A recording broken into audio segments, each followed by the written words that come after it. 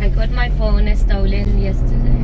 Yeah, can you show, please tell me a little bit about that? Because, I'm so sorry for that, I was on a motorbike from Savaya, the beach club, just leaving from there, and I was using my phone, and another bike passed by and grabbed it from my hands.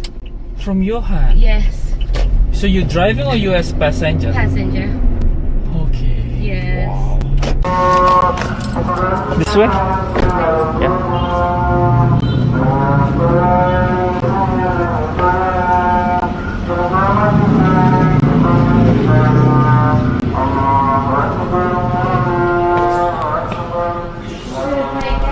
So, yeah, how much did they They pay? say 200. 200,000? Yeah. For that? Yes. Do you get the receipt, something like that? I for got that? the certificate. No, not for that. I think they just wanted the money for themselves. Okay. That's alright. I'm not sure about that, but yeah, so they asked me money. 200,000. Alright then. Yeah, Yeah, but because they took me to a small room and then they asked me for money. okay.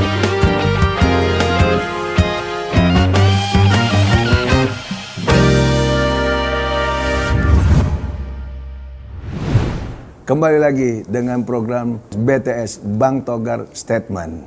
Kali ini terkait adanya pemberian sejumlah dana kepada pihak kepolisian di Polsek Kuta Bali.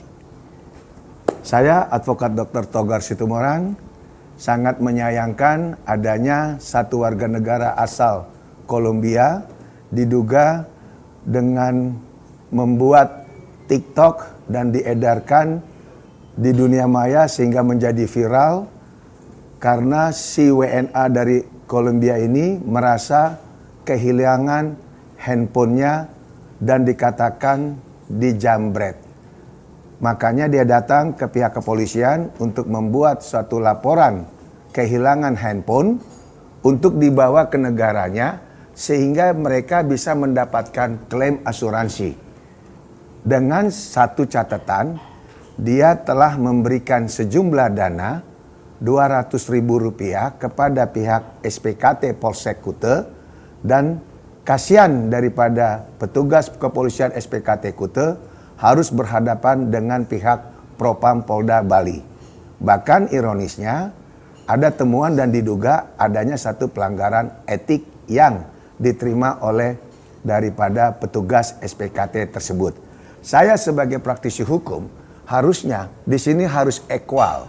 Kalau memang polisi menganggap itu ada suatu dugaan tindak pidana bahkan ada pelanggaran etik, tidak terbatas hanya kepada petugas di SPKT tersebut. Karena kenapa?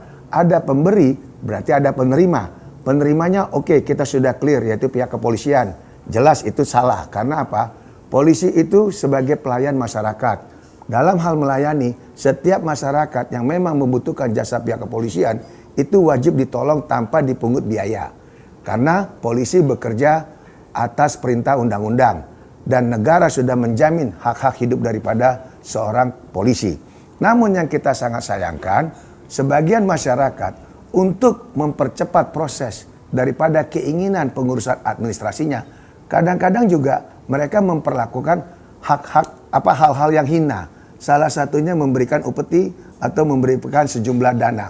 Harusnya dalam hal ini warga negara Kolombia tersebut tidak boleh langsung pulang. Ini harus diproses sama pihak imigrasi. Karena kenapa? Saya yakin mereka melakukan itu untuk mengklaim asuransinya. Itu kenapa? Itu pasti mereka bohong. Mereka beli HP di Indonesia, hilangnya di Indonesia, dia klaim asuransi di luar negeri agar uangnya bisa kembali utuh, kembali normal. Maka dari hal ini kita patut untuk WNA tersebut, pihak imigrasi harus mengambil keterangan dari pihak perempuan ini. Kenapa dia mau mengeluarkan sejumlah uang? Karena kita tahu di dalam pasal pidana, pemberi dan penerima wajib ditindak secara hukum. Dalam hal ini saya berdiri membantu pihak kepolisian agar tidak hanya polisi saja disalahkan. Kadang-kadang masyarakat juga itu mau memberikan sesuatu karena tadi kebutuhan. Padahal jelas yang namanya memberikan ataupun upah berupa upah uang, upah janji, barang, itu memang dilarang oleh aturan hukum yang berlaku di negara kita. Nah, saya juga menghimbau pihak imigrasi, tolong dicatat warga negara Kolombia tersebut dengan registrasi paspornya agar segera dipanggil. Dan kalau perlu, warga negara asing yang memang membuat ulah di Indonesia, membuat kegaduhan, apalagi sampai dia memposting dalam TikToknya dan disebarkan, ini jelas ada dugaan daripada menjatuhkan kredibilitas polisi di mata dunia, di mata internasional. Itu juga nggak boleh. Jangan dibiarkan oknum-oknum WNA ini selalu menggunakan cara-cara tidak baik. Salah satunya dia mengatakan barangnya hilang, HP-nya hilang, segala macamnya hilang untuk mengklaim asuransi di negaranya.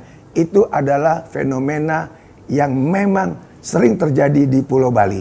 Makanya dalam hal ini saya menghimbau agar pihak WNA jangan dilepas, dibiarkan pulang begitu aja tanpa diproses hukum.